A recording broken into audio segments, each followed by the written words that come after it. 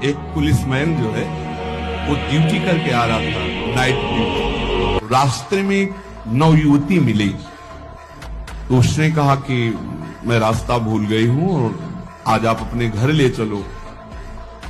उसका ब्याह हुआ नहीं था, पवित्र भाव से वो घर ले गया। जब घर में ले गया तो फिर उसका अपवित्र भाव हो गया उस युवती का। वो तो घर ही था। सुबह निकल गई साथ, बड़ा खुश हुआ कि यार। दूसरे दिन फिर वहीं मिली तो उसने कहा आज तो घर नहीं भटकी होगी। बोले नहीं, कल से हमारी आपकी मित्रता होगी, हम रोज आपको यहीं मिला करेंगे।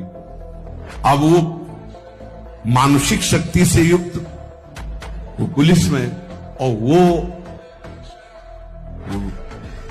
प्रेत योनि को प्राप्त, जिसे चुड़ैल कहते हैं, ऐसी वो। अब वो तो महीना भर में वो सूख गया, पीला शरीर हो गया। वैद्य के पास गया तो वैद्य ने कहा कि ऐसी दशा किसी शारीरिक सहवास से नहीं होती, तुम्हारा कोई मतलब एक अलौकिक शक्ति है जो तुम्हारा शोषण कर रही है, वो स्त्री नहीं है। उसने कहा फिर भी आप दवा हमें शक्तिवर्धन के लिए दीजिए, हम तो चलने लायक नहीं रह गए। तो पुरानी रद्दी में कहीं गीता जी के कोई परिचय में श्लोक जैसे लिखे तो पुराने उसमें गीता जी के श्लोक, उसमें उसने पुड़िया बना दी, वो पुड़िया ऐसे डाल ली और उसने जाके गुस्सा में दरवाजा बंद कर लिया कि आज से हम मिलेंगे ही नहीं, हमारा तो जीवन ही बर्बाद हो गया। तो देखा पार्श्व में बैठी, उसके होश उड़ गए।